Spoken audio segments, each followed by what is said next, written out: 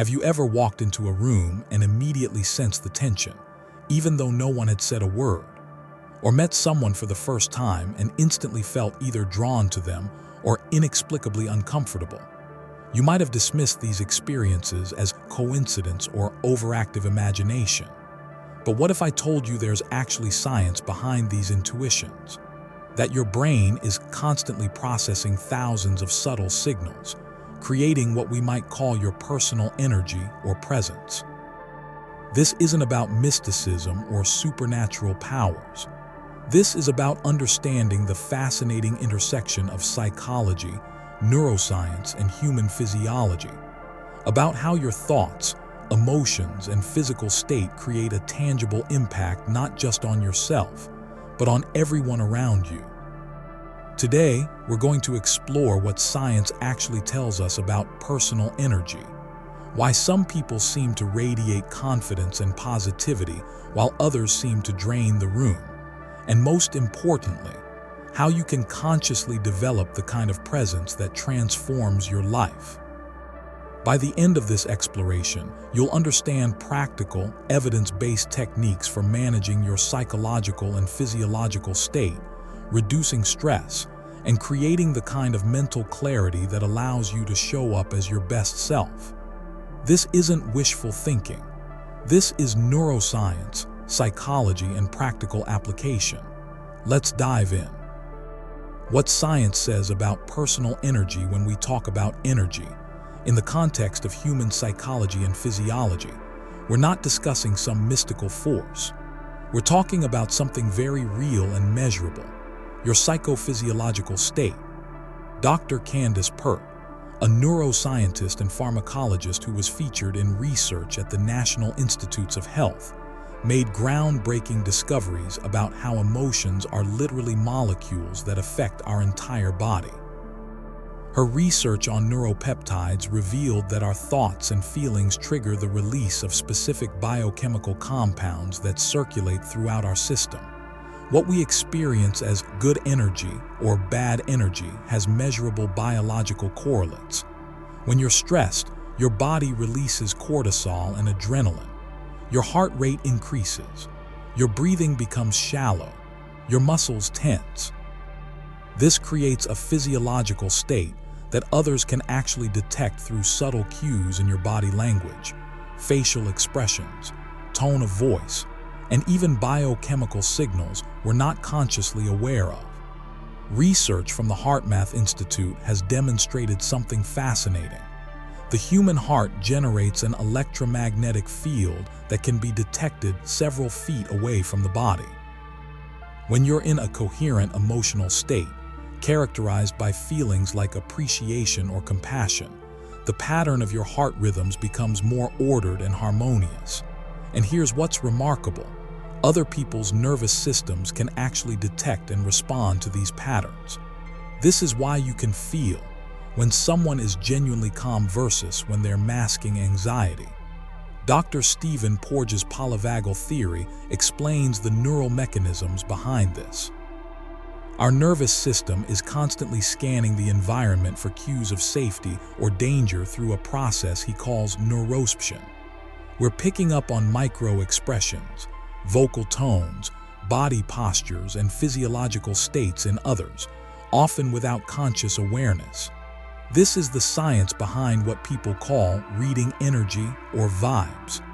You're not detecting mystical forces. You're detecting real, measurable physiological and psychological states through incredibly sophisticated biological systems that evolve to keep you safe and help you navigate social situations. The mind-body feedback loop, one of the most powerful discoveries in modern psychology and neuroscience, is the bidirectional relationship between your mind and body. It's not just that your thoughts affect your body. Your body's state profoundly affects your thoughts and emotions. Dr. Amy Cuddy's research at Harvard Business School demonstrated this through her work on power posing. She found that holding expansive, open postures for just 2 minutes led to measurable hormonal changes, increased feelings of power and confidence, and better performance in stressful situations. This isn't about positive thinking alone. It's about understanding that your physiological state is part of a feedback loop with your psychological state. When you're hunched over, breathing shallowly, and moving lethargically, your brain interprets these signals and adjusts your emotional state accordingly. Dr. Barbara Fredrickson's broaden and build theory, developed through decades of research at the University of North Carolina, shows that positive emotions literally change how your brain processes information. When you're in a positive emotional state, your attention broadens, you see more possibilities, you're more creative, and you build psychological resources that serve you long-term. Conversely, chronic stress and negative emotional states narrow your attention, reduce cognitive flexibility, and deplete psychological resources. This is why stress often creates a vicious cycle. You feel stressed, which impairs your thinking, which creates more problems, which creates more stress. Understanding this feedback loop is crucial because it means you have multiple entry points for change. You can't always control your thoughts directly, but you can control your breathing, your posture, your movement. And these physical changes will influence your mental and emotional state. Stress, the energy blocker if we're thinking about what drains your personal energy and presence. Chronic stress is the primary culprit. And stress isn't just a feeling. It's a complex psychophysiological response that affects every system in your body. Dr. Robert Sapolsky, a neuroendocrinologist at Stanford University, has spent decades studying stress. His research reveals that while acute stress can be adaptive and helpful, chronic stress is profoundly damaging to both physical and mental health. When you're chronically stressed, your body is essentially in a constant state of perceived threat. Your sympathetic nervous system stays activated, pumping out stress hormones continuously. This impacts your immune function, your digestive system, your cardiovascular health, and crucially, your brain. Chronic stress physically changes brain structure. Research using brain imaging has shown that prolonged stress can shrink the hippocampus, the region critical for memory and learning, while simultaneously enlarging the amygdala, your brain's threat detection center. This creates a neurological bias toward perceiving threats and experiencing anxiety. Think about how this manifests in real life. Have you ever been so stressed that you felt mentally foggy, couldn't concentrate, or found yourself snapping at people for minor things? That's not a character flaw. That's your stress response affecting your cognitive function and emotional regulation.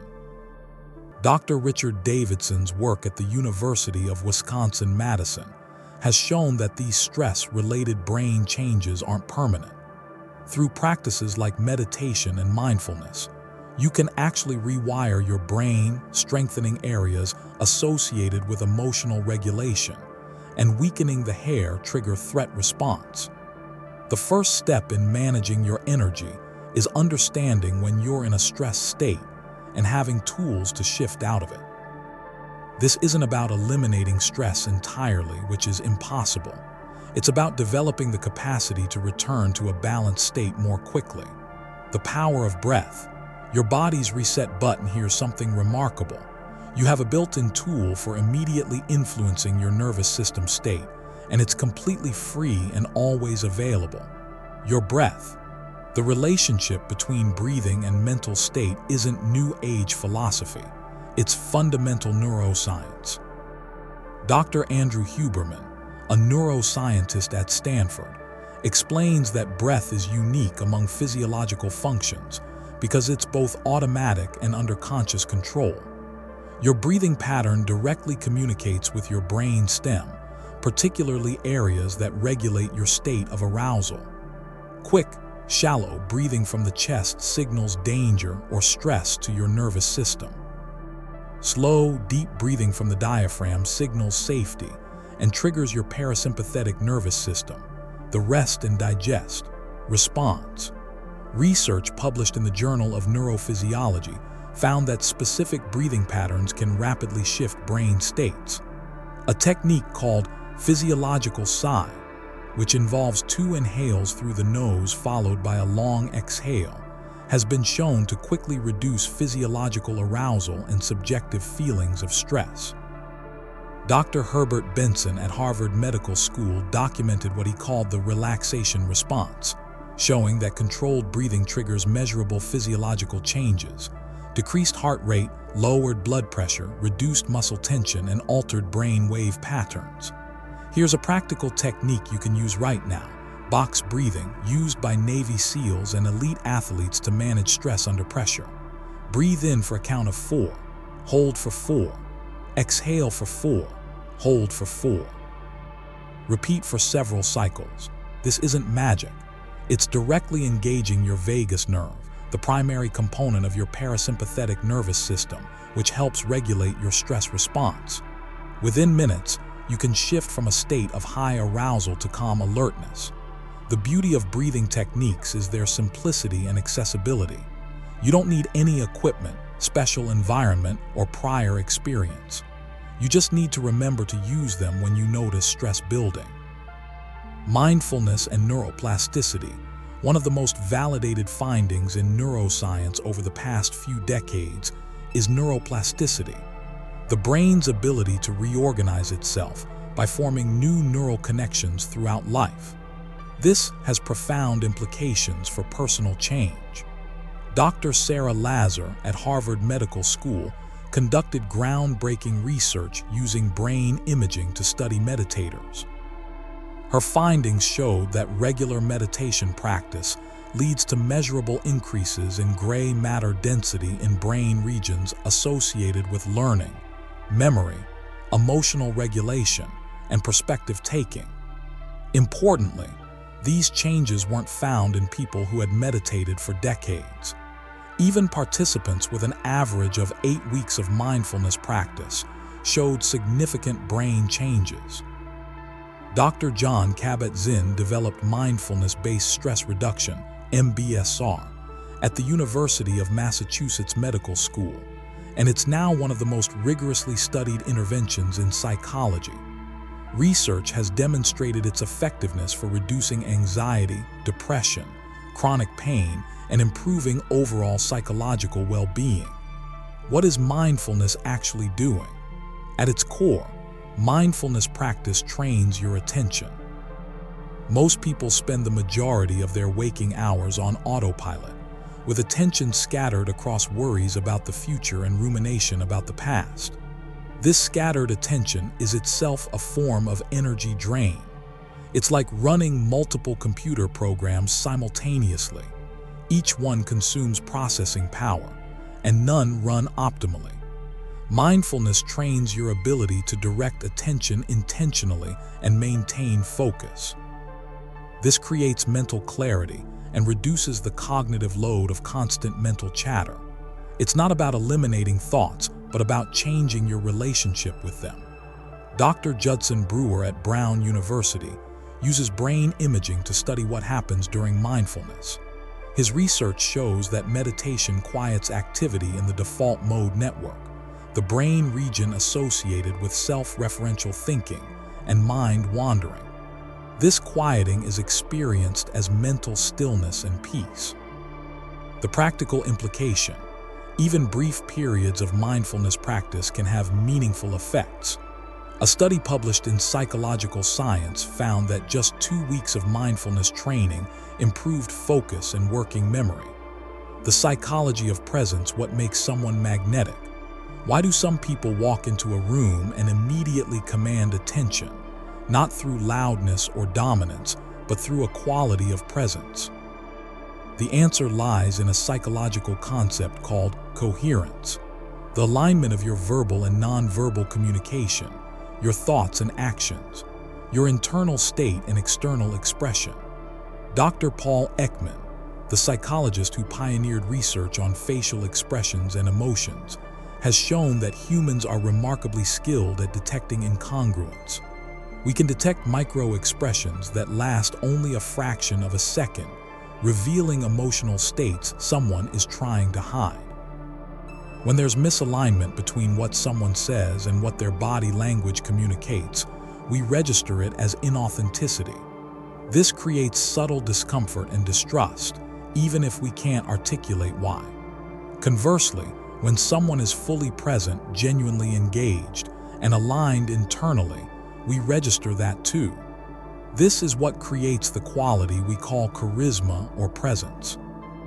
Research by Dr. Ellen Langer at Harvard on mindfulness and attention shows that when you're truly present with someone, giving them your full attention without mental distraction, it has measurable positive effects on both parties.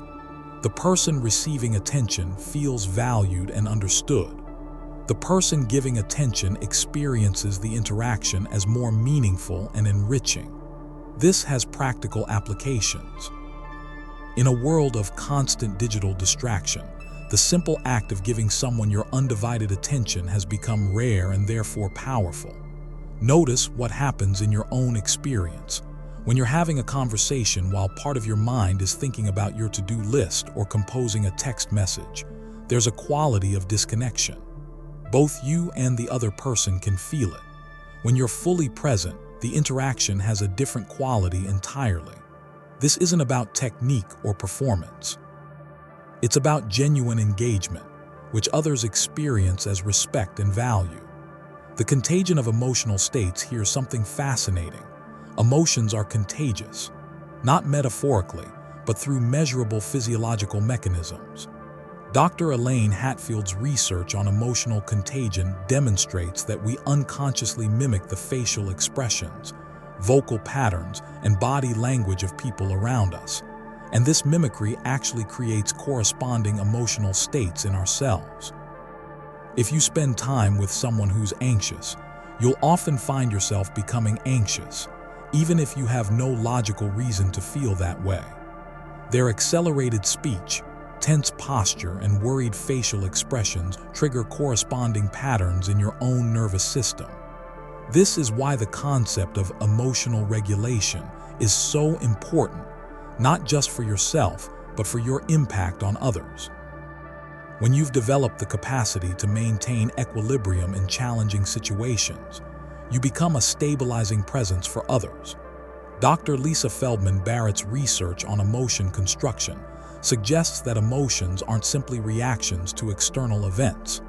They're constructed by your brain based on predictions formed from past experience, current physiological state, and environmental cues.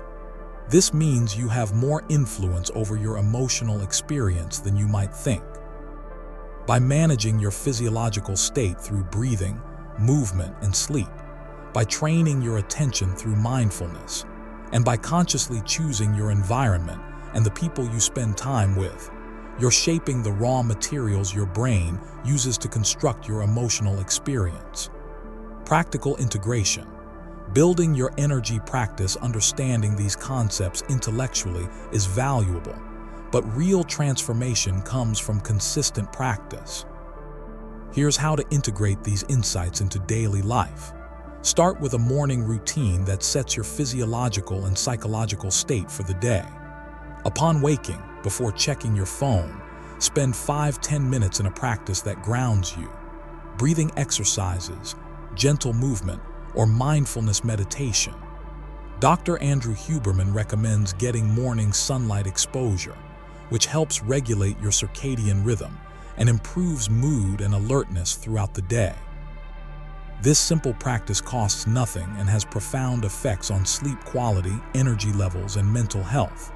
Throughout the day, use micro practices to reset your state. Set periodic reminders to check in with yourself. How is your breathing? Where are you holding tension in your body? What's your current mental state? Dr. Rick Hansen, a psychologist and senior fellow of the Greater Good Science Center at UC Berkeley, teaches a practice called taking in the good. When you notice positive experiences, however small, pause for 10-20 seconds to fully register the experience.